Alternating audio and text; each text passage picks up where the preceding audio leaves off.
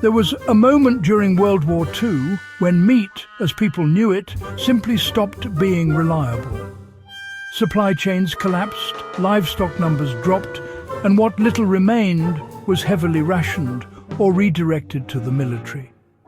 For ordinary families, protein became the hardest nutrient to secure. And yet millions survived, not by chance, but by turning to something most people today overlook completely. A simple, fast-growing seed that quietly replaced meat on the table. This wasn't a luxury or a trend. It was a deliberate shift backed by governments, agricultural experts, and communities that had to adapt quickly or face real hunger. The seed was cheap, accessible, easy to grow, and packed with nutrition. It kept people going when traditional food systems failed. And somehow, once the war ended, this knowledge faded into the background.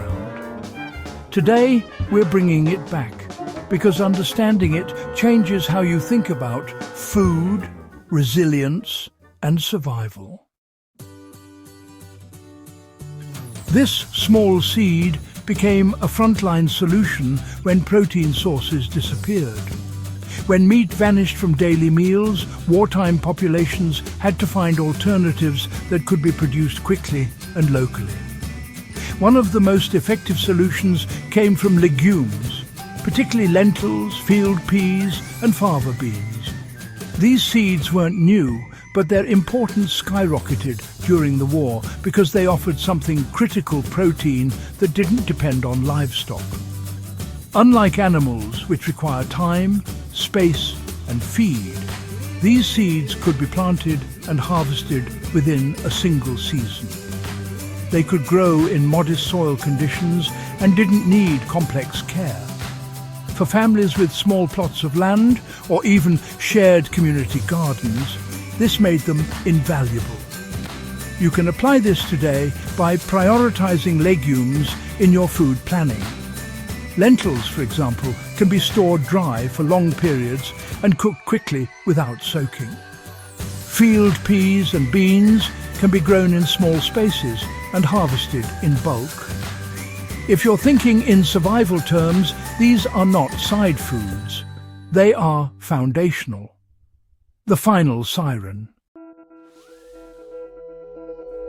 They provided complete, sustaining nutrition when combined correctly. One of the reasons these seeds were so effective is that they weren't used in isolation. Wartime nutrition programs emphasized combining legumes with grains to create a complete protein profile. Bread and lentil stew, pea soup with barley, or beans served alongside whole grain loaves became common meals. This combination provided amino acids that the body needs but cannot produce on its own.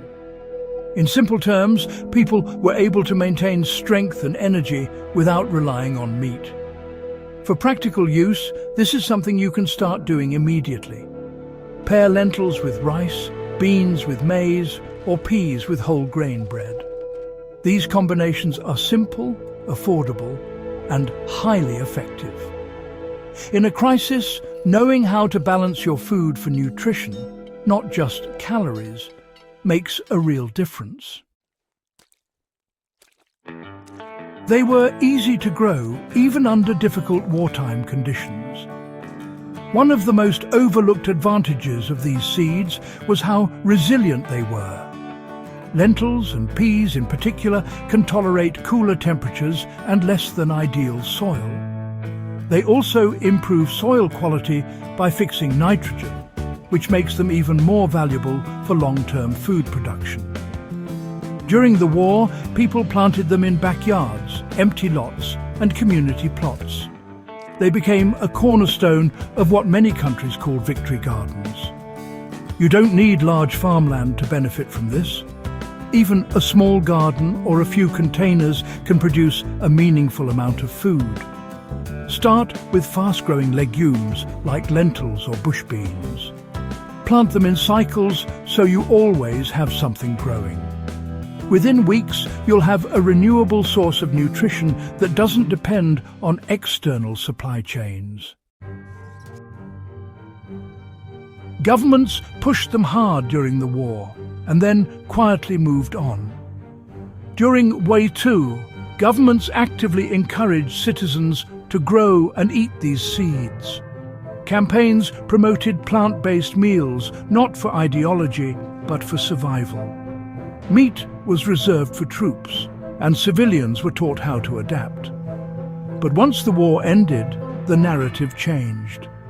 Meat returned to the table as a symbol of recovery and prosperity. The urgency disappeared, and with it, much of the knowledge around plant-based survival nutrition. This shift matters because it shows how quickly effective strategies can be abandoned when they're no longer convenient. The lesson here is not to follow trends blindly.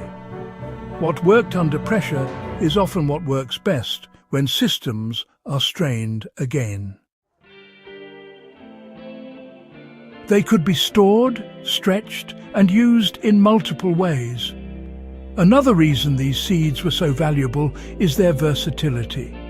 Dried lentils and beans can be stored for months, even years, without losing their core nutritional value. They can be cooked into soups, ground into flour, or even sprouted for additional nutrients. Sprouting, in particular, was a powerful technique during the war. It allowed people to produce fresh, vitamin-rich food indoors, even during winter or when fresh vegetables were unavailable. You can try this yourself by soaking lentils or beans overnight and letting them sprout over a few days. It requires no special equipment and significantly boosts vitamin content. In a limited environment, that's a major advantage. This knowledge is more relevant now than most people realize. Modern food systems are built on convenience and scale, but they are not immune to disruption. The same vulnerabilities that existed during WWII's, supply interruptions, rising costs, limited access, can still happen today. The difference is that most people no longer know how to respond. These seeds represent more than just food. They represent a system of resilience that ordinary people once relied on. They show that survival doesn't depend on complex technology. It depends on understanding what works and using it effectively. If you take this seriously, start integrating these foods into your routine now. Learn how to cook them, grow them, and store them. Build familiarity before you actually need it.